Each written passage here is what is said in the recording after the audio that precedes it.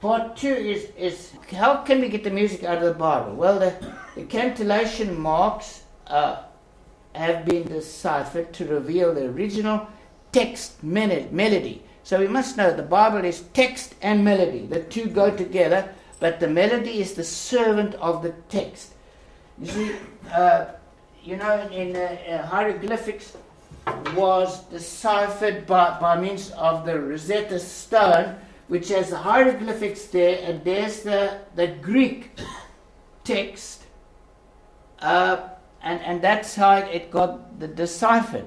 But now Haik Vantura, she had the biblical text, which is rhythmic anyway, as a rhythm, and she used that to decipher the music. It helped because it fits in with the rhythm. Now let's have a look at how she did it. First of all, we know that the entire Bible was sung, and that's you can imagine all day and every evening people are singing, and people children are learning the Bible off by heart. And David says, his old age, he said, "Hold on, God, please don't leave me now. I want to praise you with the harp and the lyre. I want to, for the young people. I want to carry on." And I'm in that position now. I have 2 grandsons, and now they tell you, how on earth were all these signs in the Bible? How can they mean music? Well, everybody agrees they do, by the way. So it's just the interpretation differs. Now, but we read in the Bible that David signaled with his hands. I should tell you, you see there, I will, according to the hands of their fathers, the song in the house of the Lord with cymbals. That's the other. For signaling, that will wake everybody up. And so he says, and with harps and lyres for the service of God, all according to the hands of David. What a tragedy that the English translators, nobody says that.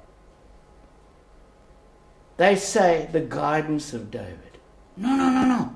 Hands. Yeah, we see in the Egyptian tombs. Can you see they're signaling with their hands what notes that the musicians must play? That's the same signal, different instruments. Here's all different hand signals. What does that mean? A chord. So, there you go. You see, these we call these people chironomers, signaling music. 2 hands. And so the whole Egyptian, you go into Egyptian tomb, and you can the music, you can decipher the music now in the tombs. And the Kadali system is signaling music. The cantors use their hands. The Yemenite Jews, they signal every single syllable in the Bible. They signal with their hands. And here are my 2 grandsons holding an ancient Torah scroll with Exodus 15. And that's Haik Vantura, fleeing from the Nazis in the war. She occupied her mind with trying to decipher this music. She knew it must be music. And she started with the Song of the Sea, the first song in the Bible. And she worked on it as a girl. And she started to see music is coming out of this. Now, that I just showed you that here's the Song of the Sea, a close-up of it. You see it's like bricks of a wall. Because it's about the wall of water on either side, and Moses went to say. Now you see this book, the Leningrad Codex. This is the oldest complete copy of the Hebrew Bible. Here it is. This is it. This is every page photographed. This on this should be based every single translation of the Old Testament. Why did they write the book? You know why? God said you may not add anything or take anything out of the Bible. So they wouldn't. But they felt, about 600 of the Common Era, they felt that now with the Arabs came in and burning scrolls, and they said, well, nobody will be able to read the Bible anymore. We must add signs how to pronounce the syllables, and also other signs, the music, that people have got something. So this family, Ben Asher family, they did nothing else but Bible every day, morning, noon, and night. They knew the Bible off by heart. And it carried on, and their last copy of the whole Bible dates to 1,000 years ago. And this one is in line with Ben Asher. The Ben Asher one, where petrol was put on and put alight by the Arabs when Israel came into being, but the Torah got burnt away. But the rest got smuggled out in a washing machine, and I've seen it, and I've seen the scholar working on it, and I showed him some of my scroll. Now, so this is the Leningrad Codex, and this is a page of it from this book, and you see there the bricks of the wall, and there's got the Israelites crossing the sea, and now the point is, this is a close-up of it, and it shows all the signs that were added to it. Now I have a poster of this. I'll just show you quickly.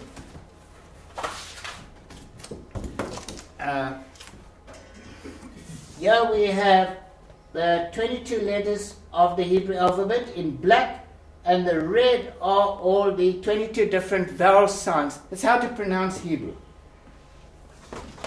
On top of all those were added 22 accent signs for the music. There were 12 upper signs and 10 lower signs. They are shown blue for the upper and green for the bottom. This is how she managed to decipher this. I will show you. This has got all the signs on, a Psalm of David, but this one's only got the music on. Only the musical signs. Now, so there are the 22 letters of the Hebrew alphabet. And here is, these are the 12 upper signs and the 12 lower. Now you'll notice they look like sports equipment, tennis rackets, and hockey sticks, etc., skipping ropes, and so on. But I'm going to show you how wonderful this is. First of all, we find, do you know what analogs? We find some signs here, and we have the similar signs up there. They are related, and it proves that she discovered that these signs occur in the entire Bible, sparsely scattered, and she realized there are only 8 of them, 2 very rare. This must be a scale. You know, a scale of music is 8. Yeah, these represent 8 notes, and these 12 represent grace notes in music. If you know music, you add to the lowers. So that there you can see a piece of the Bible with 3 upper signs and 3 lower. Now look at the economy of space. Like in our idea of music is to have for every syllable a note, not in the Bible. Bible is economy of signs. In other words, if a note gets repeated, don't repeat. Don't. Only put a new sign if the note changes. So you can economize.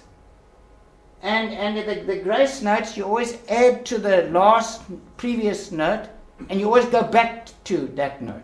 We'll get the idea. Here she is Haik Vantura. Wonderful that one lady deciphered the music. Like one man revived the Hebrew language. So the Hebrew language had been revived for 100 years, just in time for her to make her discovery. So I mean, everybody can now. It's amazing. It's not just coincidence. And also 10 years after the Dead Sea Scrolls were discovered, that proved the authenticity of our Bible. So this is how it works now. She discovered there's one sign that always, without exception, is always at the end of every verse in the Bible. The verse, they didn't have numbers for verses and chapters until the Middle Ages. So that's what. Now she realized often this is also at the beginning and sometimes in the middle. There's only one note in music that can have so many different values, and that must be what's called the tonic of the scale. Now in our system, the Western system of music, a scale, the tonic is the same as the scale. C, this is a C scale. C will be the note you start music with, and you end with a C. But in the Bible, it's the third note. That's the tonic. Now she also, every verse in the Bible can be divided into two parts, logical halves. And what we should have is a semicolon dividing the two halves. And the sign you always get there is an upside down lyre. That's my idea. It means resting. So she also found not only the position of these signs, gave her a clue what is the note. This one is a secondary rest, which looks like a harp, and it means placed. She found out this from the ancient names. This sign means ladder, and this sign means return. So obviously that's at the bottom of the scale, and this means you go back. So the names helped her. Not only the names, the shapes.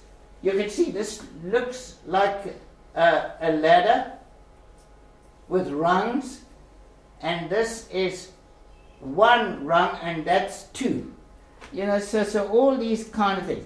Now, the Bible, the Psalms and Job and Songs have a few different notes from the prose. The rest of the Bible is prose. But now if you look at biblical Hebrew grammar books, they'll say, oh, these signs are just for punctuation. They are, but more than that. You only need a few signs to show punctuation.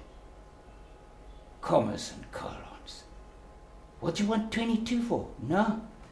That's all see, nobody knew. Now let's get the idea. The Shema. Hear, O Israel. Start, by the way, the Hebrew goes from right to left. The music that she deciphered goes from left to right. And here are the syllables going left to right. And the English goes left to right. So we have to get used to that. Now you can see, Shema Yisrael. Take a breath. Put down your lyre. Well, there's the upside down lyre, showing this is where this is the rest. It works. Now, let us look at the signs above. How did she work this out? Well, look at this sign. This sign means crouching. It's like a diamond. And you see where the notes are. It means from the previous note, repeat it, and then go down. As if you are crouching. See, it means crouching. So the tune fits the meaning. Let's have a look. When she discovered this sign means go up one note. Actually, it's two notes from the original. And this is double. That means go up, down, and up again. It's double the effect. And look at this one. There are three like this cluster. That means go down, up, down. So you see, they're showing that this, by the shape of the signs, you can work out the music. Also orientation. Look at this sign. If it's tilted up, maybe in Hebrew you're going right to left, it means you go up 3 notes. And if it's tilted down, it means go down 3 notes. So I don't have to enlarge. I haven't got time to go into more than that. But I hope you got the idea of how she deciphered it. I must just show you in Esther where Haman, everybody who's been to synagogue knows that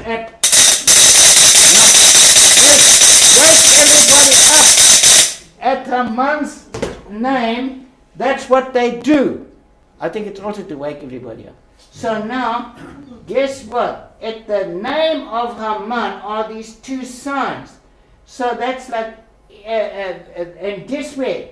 Exactly where Haman is sentenced to death. There we have his the name going up and down. Haman, you know. There's a very historic event in the Bible, is rebuilding the wall. Why?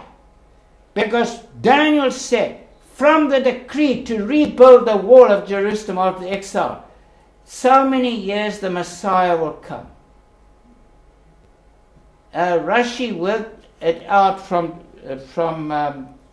Daniel's prophecy that Agrippa the first, the last king of Judea, that he would be the Messiah. Christians work out that it's Jesus, 30 of the Common Era. But the point is, this is the re-inauguration of the Levites after the exile. And there we have this sign that looks like a basketball net. And it comes 5 times. And people are playing harps and lyres, and it's marching. You can see left, right, left, right, left, right, left. The marching Levites. Now what is amazing is that David, when he brought the ark in, when he inaugurated the Levites, the same 5 signs occur again. Left, right, harp and lyre. You understand?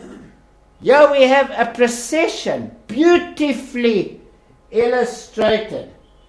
And the writers of the Bible, they all knew these musical things, because yes, Chronicles and Isaiah, and the same verse should be exactly the same in English, same signs. The only difference is Chronicles ends the verse and it's got that siluk, the straight line, but Isaiah goes on, so he puts the lyre sign. These people knew the sign. I mean, you see, although the signs were only written 600 to 1,000 Common Era, they were known centuries before, from Moses' time already.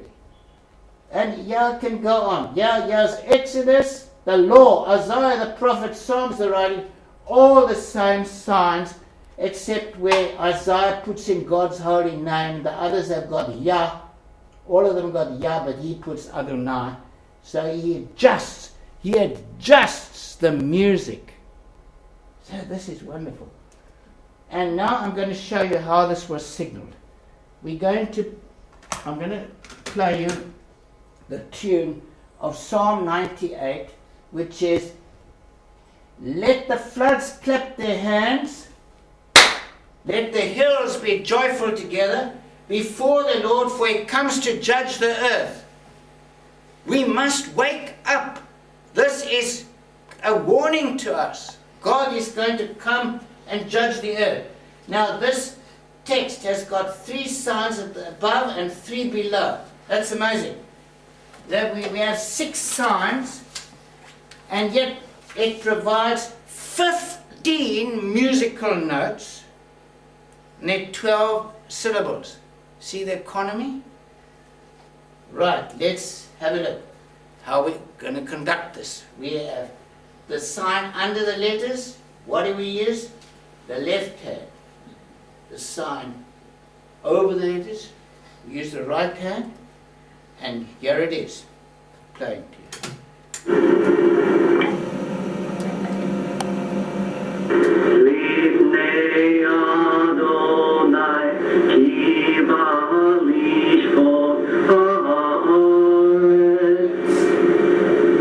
See, these are the notes, the musical notes.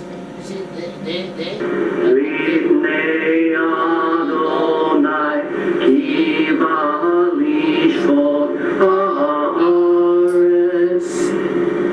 See, now you're going to hear how she deciphered this music.